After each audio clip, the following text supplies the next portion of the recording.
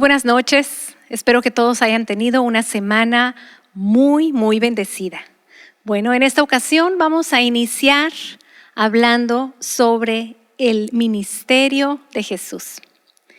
Y a esta lección le hemos titulado Jesús comienza su ministerio.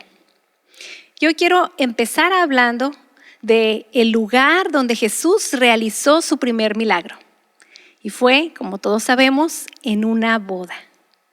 Y generalmente se ha creído que por la prominencia de María, la madre de Jesús, en esta historia de las bodas de Caná, por su preocupación de que el vino se había terminado y también por la libertad que se tomó de darle órdenes a los que servían en esa boda, bueno, de ahí podemos deducir que tal vez tenía alguna familiaridad o algún parentesco con los novios, con la familia del novio o la familia de la novia.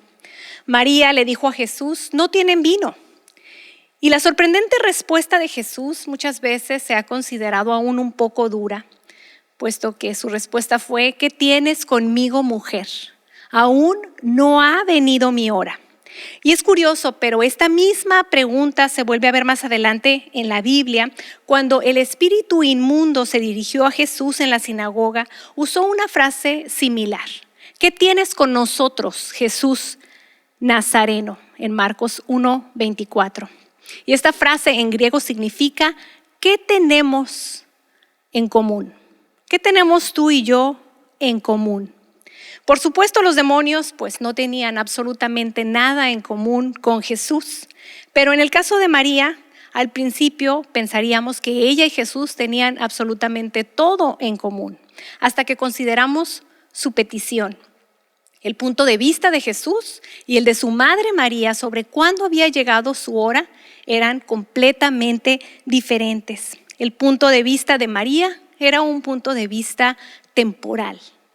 Pero el punto de vista de Jesús era desde la perspectiva eterna.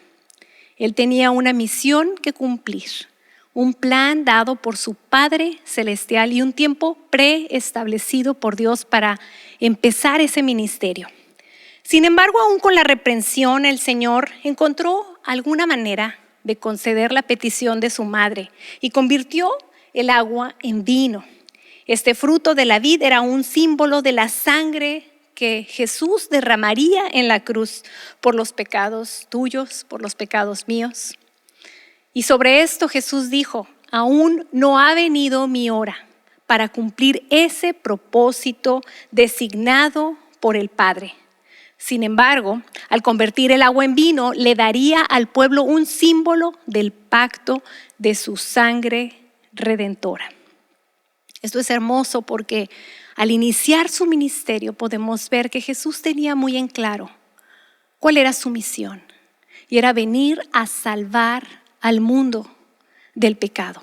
Era venir a abrir ese camino de vuelta al Padre para que tú y yo pudiéramos tener intimidad y relación con nuestro Padre Celestial. Más adelante, al final de su ministerio, Jesús diría, bebed de ella todos porque esto es mi sangre del nuevo pacto que por muchos es derramada para remisión de los pecados. Y es hermoso que estemos estudiando esto en este momento porque se está acercando la Semana Santa y es precisamente lo que nosotros debemos de celebrar. Celebrar que hemos sido redimidos de nuestros pecados, que hemos sido justificados por la sangre preciosa del Cordero y que debido a eso se nos ha otorgado vida eterna. Entonces, aunque no había llegado el momento para el cumplimiento de estas cosas, Jesús pudo y les concedió un milagro esa noche que sería el símbolo de su gloriosa redención.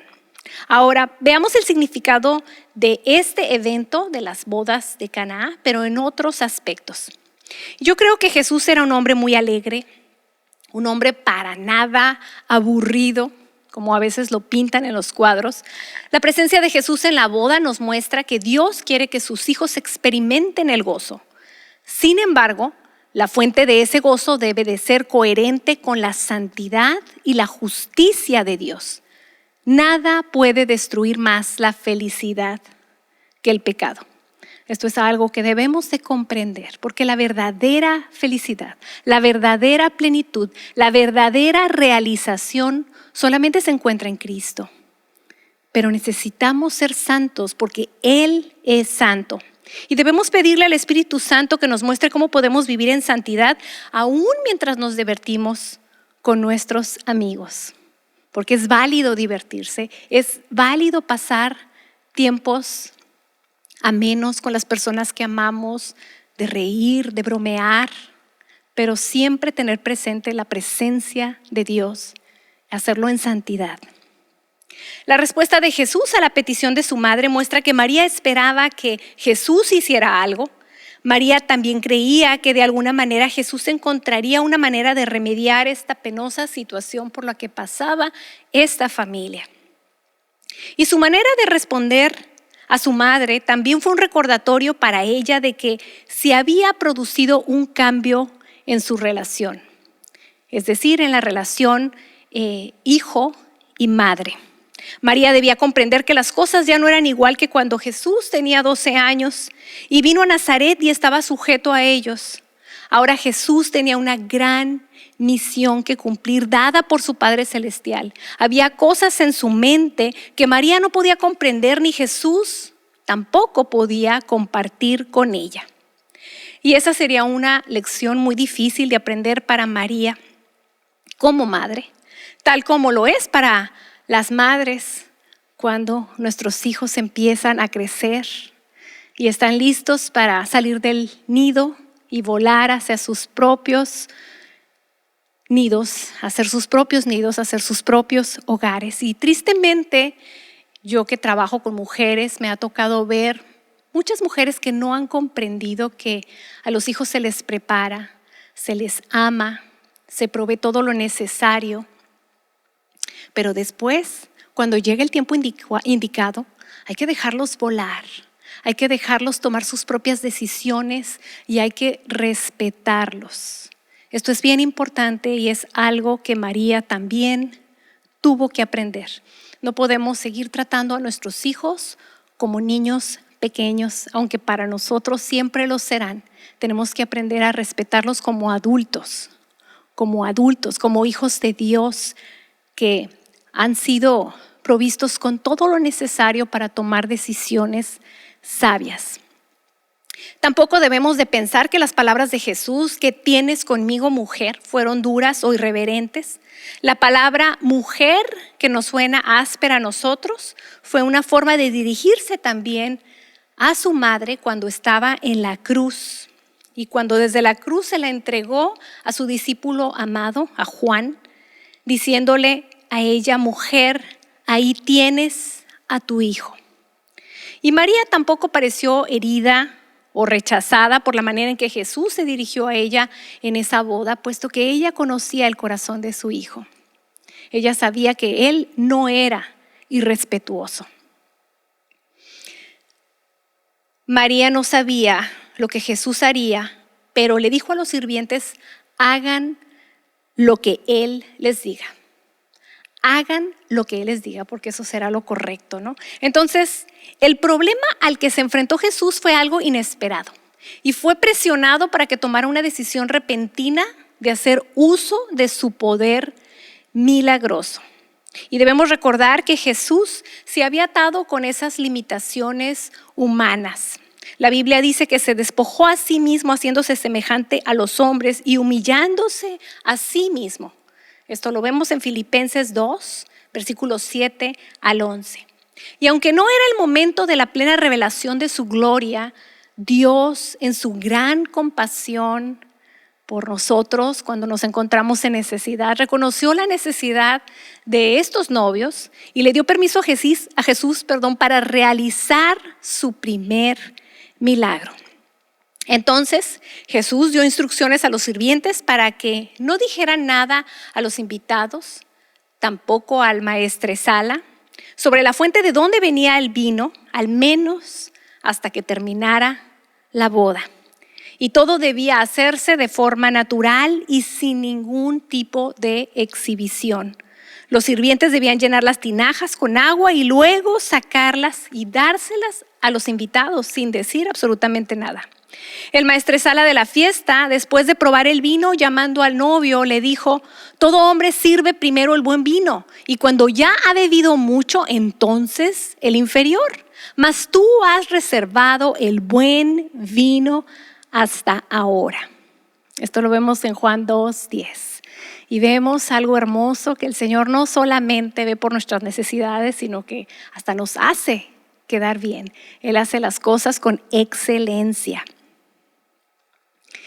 Entonces, en el milagro de las bodas de Caná, vemos prefigurada la naturaleza de todo el ministerio de Jesús.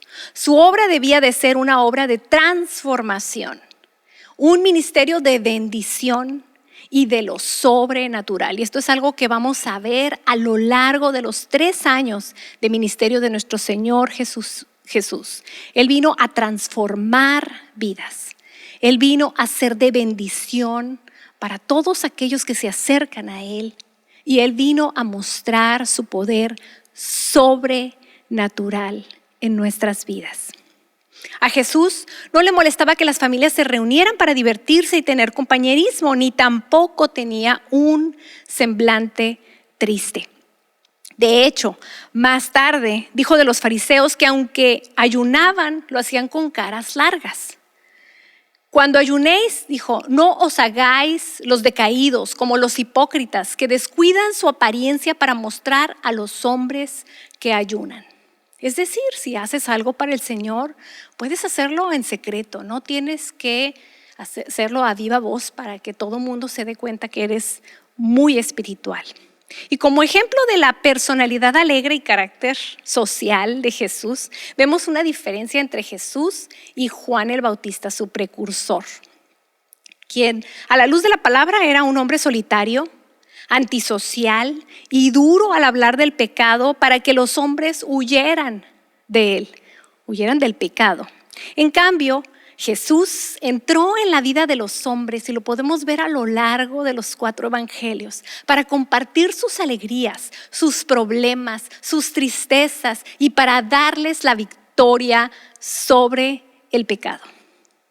A Jesús le encanta entrar en tu vida, le encanta estar al pendiente de todo lo que sucede, de tus necesidades. Dice la palabra que Él vino a darnos vida y vino a darnos una vida en abundancia, por supuesto. Y yo me puedo imaginar a Jesús sonriendo, disfrutando de la compañía de las personas, escuchando sus historias y por supuesto dando muy buenos consejos. Al asistir a la boda, Jesús selló el matrimonio entre un hombre y una mujer como una institución ordenada por Dios para promover la felicidad y el bienestar del hombre.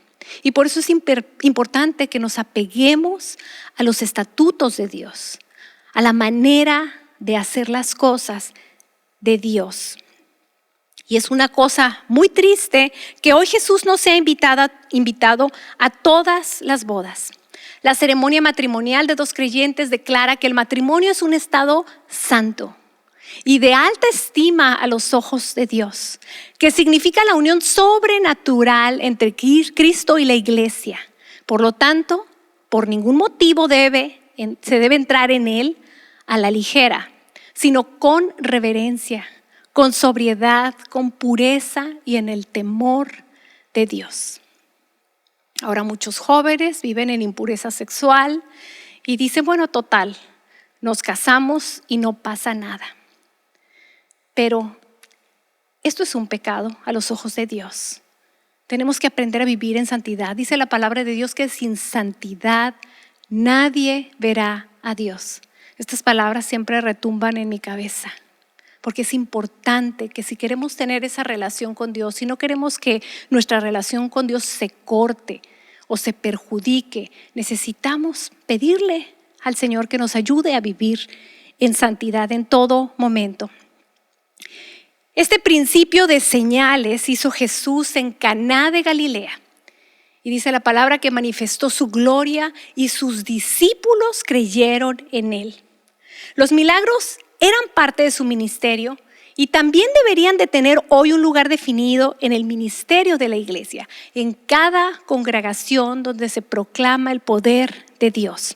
Sin embargo, los milagros no son para exhibición o para llamar la atención o para llenar las iglesias de curiosos. El Señor sigue obrando hoy. El Señor sigue haciendo milagros. A veces me preguntan si todavía hay milagros y si se hacen milagros en esta congregación. Y la verdad es que sí, porque el Señor sigue haciendo milagros. Nosotros seguimos creyendo en un Dios de milagros. Hemos orado y hemos visto respuesta a muchas oraciones en casos donde los doctores ya no daban ninguna alternativa, ninguna solución, ninguna esperanza. Hemos podido ver el poder de Dios manifestado, obrando. Pero esto no es para los curiosos, esto es para aquellos que buscan al Señor de todo corazón. Los milagros son una manifestación de la compasión de Dios hacia una humanidad que sufre. Cristo nunca demostró milagros para satisfacer la curiosidad de las personas, para deslumbrar los ojos de las multitudes, o para probarse a sí mismo ante el incrédulo, o para obtener más seguidores. Jesús realizó milagros para satisfacer las necesidades de toda persona que sufría. Esto es algo hermoso porque tenemos un Dios compasivo, un Dios amoroso que ve la necesidad, pero también Él puede ver mucho más allá que nosotros y sabe lo que más nos conviene. A veces cuando nuestras preguntas o nuestras oraciones no son contestadas en el momento en que nosotros quisiéramos, es porque Él está obrando algo. Yo he estado pidiéndole a Dios desde los 14 años, que fue cuando tuvimos un accidente en carro y perdí gran parte de la vista de mi ojo izquierdo. Yo he estado pidiéndole a Dios un milagro para mi ojo. Y sé que la respuesta del Señor está en camino. Pero también sé que el Señor ha obrado algo precioso en mi corazón, porque me ha llevado a depender mucho más de Él. He podido ver su poder manifestado a través de mi vida, como humanamente pues sería muy complicado poder estar leyendo y estar compartiendo la palabra de Dios. Sin embargo, no tengo ningún problema para hacerlo, y eso es Dios obrando de una manera sobrenatural.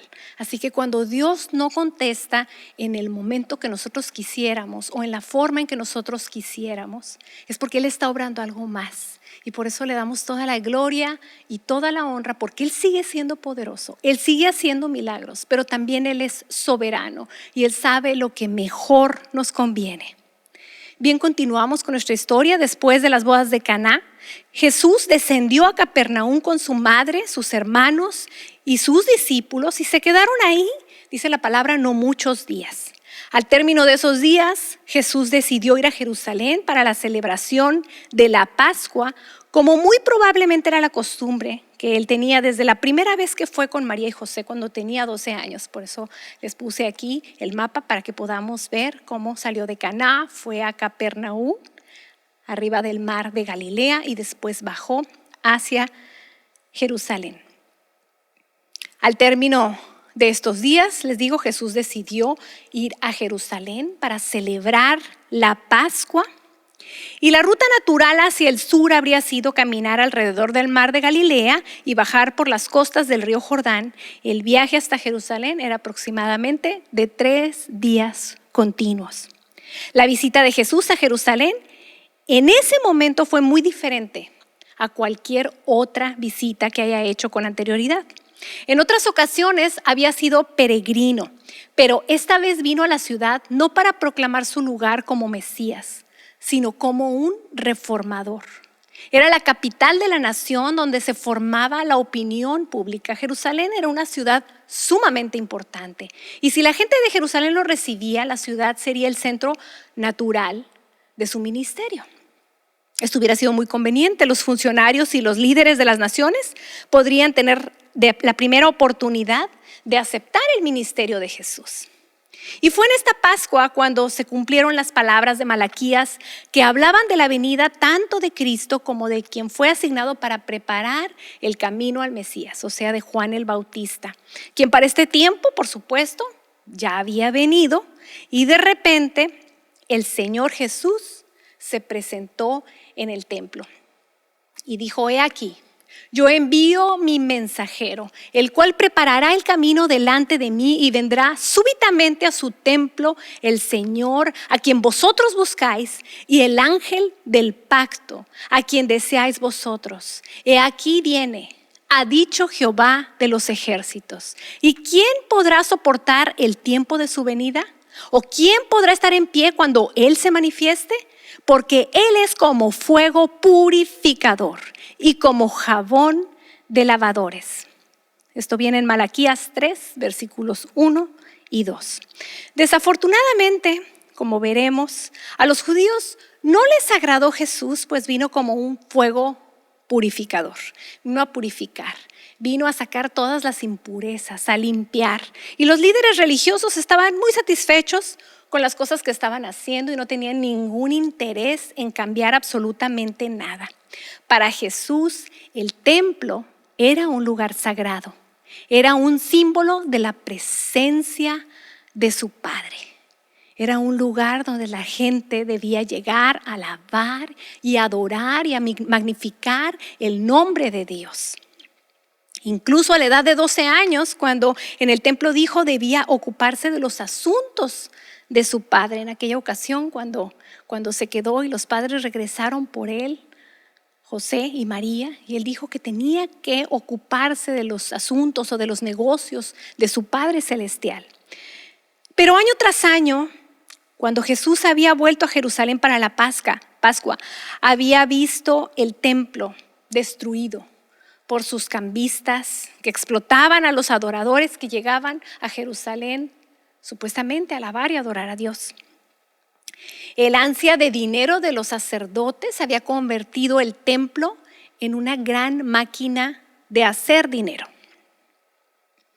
Mientras se dirigía al templo, los peregrinos tenían que pasar entre una gran multitud de vendedores que estaban ocupados vendiendo sus mercancías. Fíjense nada más, todo este ruido en los atrios del templo. El atrio de los gentiles, que formaba parte del templo, se había convertido en un corral lleno de ganado, con su hedor y toda la suciedad. Jesús sabía que esto no podía pasarse por alto, no podía aceptarse porque el celo de Dios lo consumía. En el atrio de los gentiles también había hombres con jaulas llenas de palomas. Asimismo estaban los cambistas, quienes desempeñaban la función de cambiar los diversos tipos de moneda, y era dinero contaminado con símbolos paganos e inscripciones paganas, y lo cambiaban a moneda local. Todo esto dentro de los atrios del templo. Por lo tanto, el lugar que debía haber sido una casa de oración para todas las naciones se había convertido en un caos y en un bazar concurrido. El mugido de los bueyes, el balido de las ovejas, los gritos, los vendedores, el ruido de las monedas convertían este lugar en una gran Babel de confusión. Perturbados por los vendedores, los adoradores ahogaban sus oraciones entre todo este bullicio. Y por supuesto era necesario que hubiera negociantes, que hubiera mercaderes, pero no en el lugar donde debía estar la presencia de Dios. Traer todo esto al lugar sagrado donde la gente venía a adorar a Dios fue una gran falta de reverencia. Y quiero aprovechar este momento para hacer un paréntesis. Esta es la razón por la cual nosotros en Amistad Familiar hacemos mucho énfasis en que ninguna persona venda ningún producto dentro de nuestras instalaciones, mucho menos mientras están las reuniones.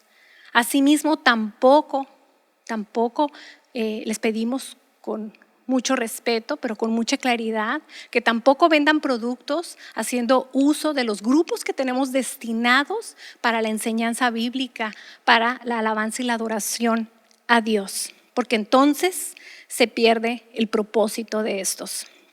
Los hijos de Dios debemos aprender a ser reverentes ante las cosas de Dios.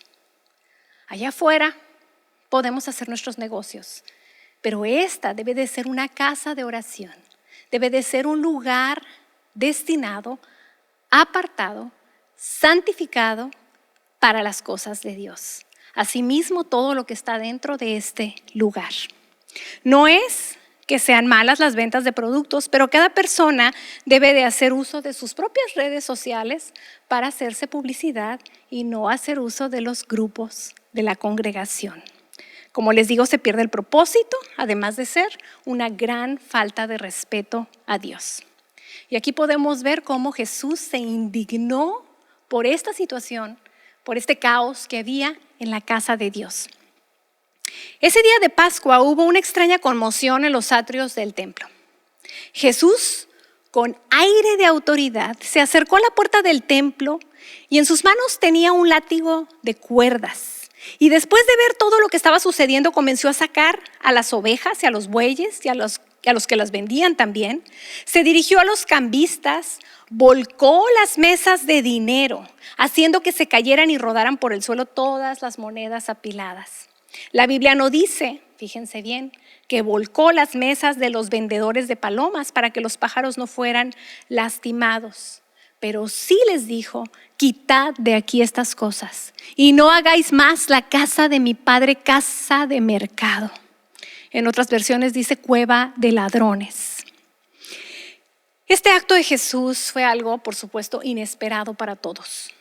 ¿Quién era este joven que se atrevía a hacer tales cosas? Sin embargo, dice la palabra que nadie levantó una mano para detenerlo. Pronto el ganado y sus vendedores desaparecieron.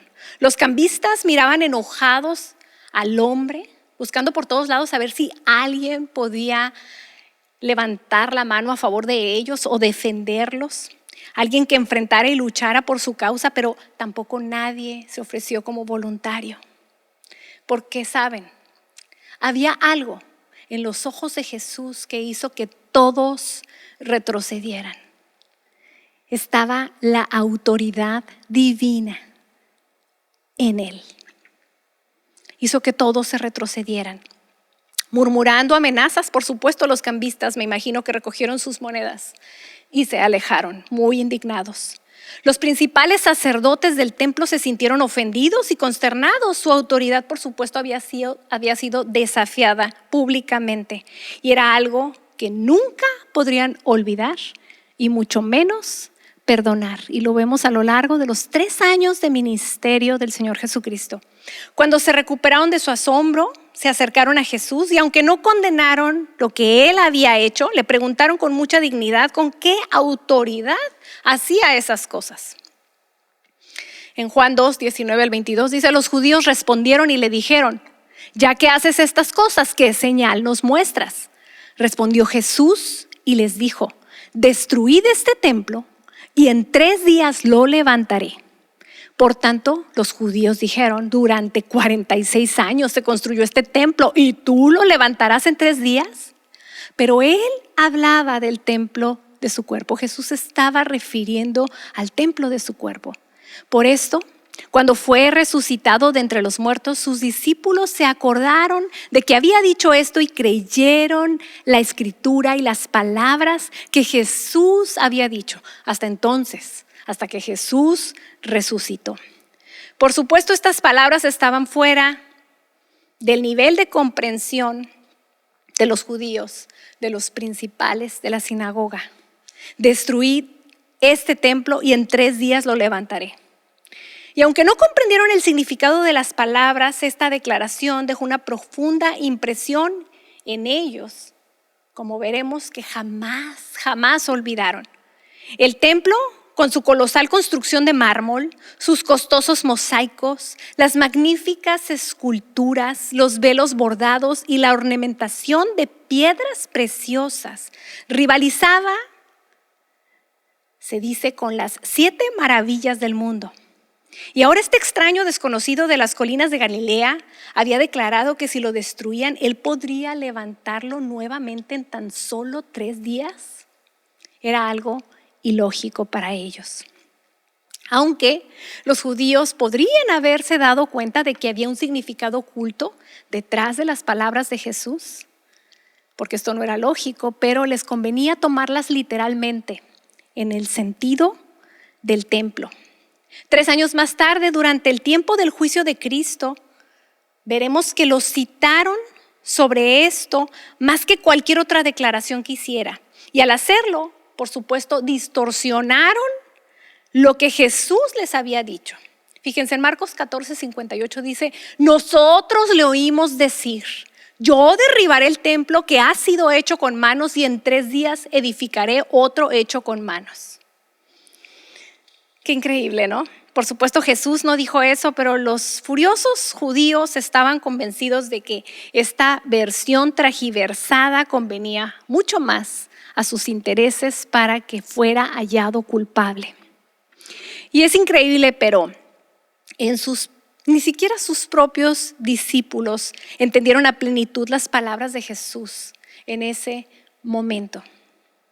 Ni se dieron cuenta de que Jesús no hablaba del templo, sino que hablaba de su propio cuerpo. Fíjense, hasta después de la resurrección. Hasta entonces, hasta ese momento, había habido solo un templo de Dios viviente, el que tenía la gloria Shekinah de Dios. Pero ahora el Espíritu de Dios moraba en un templo hecho sin manos. Y esta gran verdad estuvo involucrada en la construcción del cuerpo de Cristo, o sea, la iglesia. Tú y yo somos el templo de Dios, porque tú y yo somos la iglesia de Cristo. Tú y yo somos su novia redimida, por quien vendrá Él para llevarnos con Él a la casa del Padre. Y aunque Jesús nunca dijo que destruiría el templo de Jerusalén, ¿no estaban haciendo esto mismo los sacerdotes de mentalidad mundana al permitir que hubiera una gran vendimia y que el templo se convirtiera en un gran bazar? ¿No estaban destruyendo el propósito del templo y su significado al permitir que este fuera profanado y comercializado? En realidad, ellos eran los que estaban destruyendo el propósito del templo. Por lo tanto, Dios tuvo que permitir que el templo físico, ese templo de Jerusalén, fuera destruido y un nuevo templo, el templo llamado la iglesia, tendría que crecer en su lugar. Primera de Corintios 6:19 dice: ¿o no sabéis que vuestro cuerpo es templo del Espíritu Santo, que mora en vosotros, el cual tenéis de Dios y que no sois vosotros? Esto es importante que comprendamos. A veces pensamos que tenemos derecho de hacer con nuestra vida y con nuestro cuerpo lo que nos plazca, pero no comprendemos que nuestro cuerpo es el templo del Espíritu Santo y por eso debemos de vivir en santidad. Por eso debemos de hacer las cosas a la manera de Dios. Por eso tenemos que pedirle sabiduría para que nos enseñe a vivir correctamente, sabiamente, de manera que traigamos gloria y honra al nombre de Dios. Hay algo en esta imagen de Jesús en el templo que los artistas han pasado por alto, y es que Jesús no siempre fue el cordero manso que se pinta en los cuadros. Hubo momentos en los que estaba enojado por ese celo de Dios que le consumía. Uno de ellos es este del templo. Pero también se enojó cuando los judíos legalistas trataron de imponerle más bien sus pequeñas reglas insignificantes para evitar que sanara a un hombre en el día de reposo. Ahí sí se levantaban muy legalistas: no lo toques porque es el día de reposo y no podemos hacer nada, viene en la ley de Moisés. Ahí sí eran muy celosos de la ley, ¿no? Pero también expuso con furia Jesús la hipocresía de los judíos que impedían a los hombres buscar a Dios y que devoraban, como dice la palabra, las casas de las viudas, y los llamó sepulcros blanqueados, guías ciegos, y también les llamó generación de víboras. Y todo esto Jesús lo dijo con gran indignación. Entonces, ahí vemos que aunque Dios es un Dios de amor, porque recordemos que nadie ha visto al Padre, pero si hemos visto al Hijo, conocemos al Padre. Y vemos en la vida de Jesús cómo, aunque es un Dios de amor, un Dios compasivo, un Dios que se sacrifica por nosotros. También es un Dios santo, es un Dios justo que se indigna ante el pecado. Los hombres podrían burlarse de Jesús, escupirle y crucificarle, y él nunca mostró resentimiento personal, porque él venía a eso. Él venía a ser inmolado como el Cordero de Dios. Hizo que sus discípulos también pusieran la otra mejilla cuando fueran maltratados, y es algo que nos dejó a nosotros como un ejemplo. Cuando somos ofendidos, pon la otra mejilla. Pero si la mejilla de un inocente indefenso estaba herida, ese sí era otro asunto. Entonces él salía en su defensa, y esto me encanta. Saben, Jesús sobre todo defiende a la viuda y al huérfano. Es un Dios compasivo. Es un Dios que se fija en los detalles. Es un Dios que cuida del desvalido. Y por eso es importante que también nosotros como hijos de Dios y sobre todo como iglesia estemos al pendiente de las mujeres viudas y de los huérfanos, y que podamos apoyarlos en todo lo que nos sea posible. El libro de Juan nos informa que se realizaron también otros milagros mientras Jesús estaba en Jerusalén, aunque no se nos dice cuáles. Juan 4:45 dice: luego, cuando entró en Galilea, los galileos le recibieron, ya que habían visto cuántas cosas había hecho en Jerusalén en la fiesta, porque ellos también habían ido a la fiesta. Pero aparentemente Jesús vio que no se había realizado una obra suficientemente profunda en los corazones de la gente de Jerusalén para que él pudiera confiar en ellos. Y eso es muy triste, porque él hizo señales, pero no hubo un cambio genuino en el corazón de ellos. Por eso los milagros no se hacen para llamar la atención. Jesús nunca los hizo para llamar la atención, porque ni siquiera los milagros pueden transformar el corazón de un hombre y una mujer que tiene el corazón endurecido. Los milagros son para aquellos que aman al Señor con todo su corazón, que tienen una necesidad, y entonces el Señor obra a favor de ellos. Juan 2:23-25 dice: mientras él estaba en Jerusalén en la fiesta de Pascua, muchos creyeron en él, en su nombre, al observar las señales que hacía. Pero Jesús mismo no confiaba en ellos, porque los conocía a todos y porque no tenía necesidad de que nadie le diese testimonio acerca de los hombres, pues él conocía lo que había en el hombre. Jerusalén, fíjense, no era un lugar donde Jesús pudiera establecer su base segura para llevar a cabo su ministerio, por lo cual Jesús volvería a Galilea. No pudo establecer la base de su ministerio en Jerusalén porque había incredulidad, había legalismo, había falta de amor unos por otros, porque todos buscaban únicamente lo suyo, su bienestar personal, porque no había reverencia para el nombre de Dios, no había temor santo y reverente hacia las cosas de Dios. El Señor hace su obra completa donde hay hombres y mujeres con un corazón dispuesto a obedecer, donde se le honra como el Dios todopoderoso y creador del universo. Y esto nos trae una fuerte lección. Si queremos ver su gloria manifestada en nuestras vidas, si queremos ver la gloria de Dios manifestada en la vida de nuestros hijos, de nuestra familia, de nuestra congregación, de nuestra ciudad, y finalmente la gloria de Dios manifestada en nuestra amada nación, entonces debemos aprender a darle toda la gloria y toda la honra al único Dios todopoderoso, que merece ser alabado, que merece ser glorificado, que merece ser magnificado, que merece toda nuestra adoración, toda nuestra exaltación. Y cuando eso sea una realidad, veremos al Señor manifestarse poderosamente a nuestro favor. Dios anhela manifestar su poder a favor de aquellos que le aman y le buscan de todo corazón. Y yo te animo en esta noche a que reconsagres tu vida a Dios.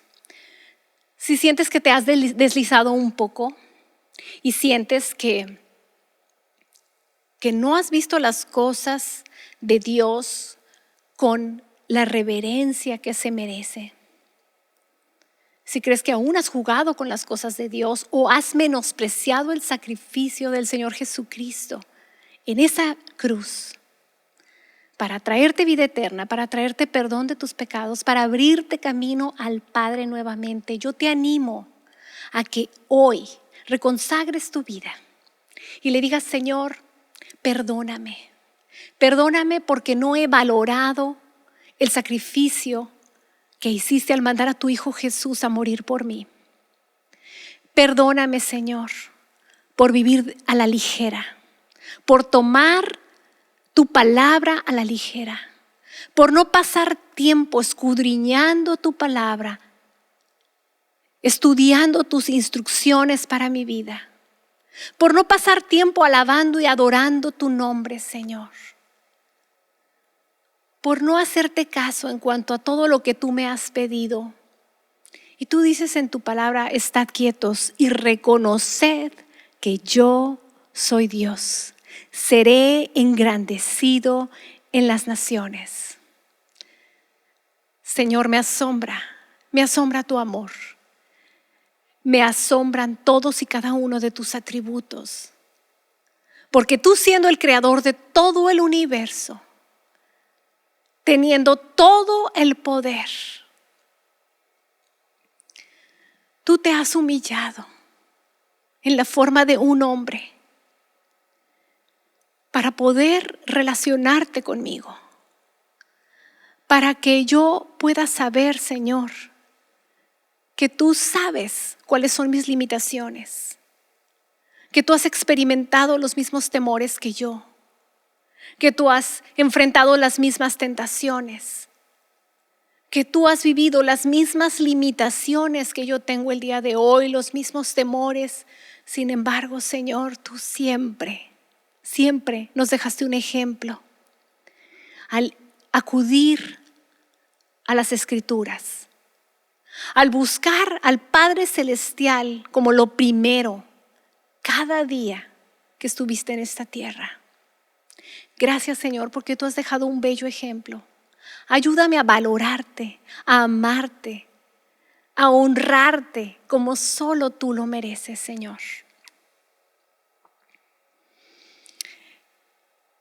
Y así como Jesucristo no pudo llevar a cabo su ministerio en Jerusalén debido a esa falta de respeto, debido a la incredulidad, debido al legalismo, y tuvo que ir a las costas de de Galilea, para llevar a cabo su ministerio ahí, para que esa fuera la base de su ministerio. Yo espero de todo corazón que a través de esta lección tú y yo hayamos comprendido que es importante que le demos a Dios el lugar que solamente Él merece. Y así como Jesús no pudo permanecer en Jerusalén y tuvo que regresar a Galilea y decidió establecer la base de su ministerio en Galilea. Pero antes de comenzar su viaje de regreso, dice la palabra que él tendría una visita inusual. Un hombre misterioso que se acercaría a él de noche con grandes preguntas. ¿Quién será este hombre misterioso? No se pierdan la próxima semana. Vamos a continuar con esta hermosa aventura a través de la vida y del ministerio y las enseñanzas de nuestro amado Señor Jesucristo. Dios me los bendiga grandemente y que tengan una semana muy feliz, donde la presencia de Dios sea palpable en sus vidas y en sus hogares. Dios los bendiga grandemente.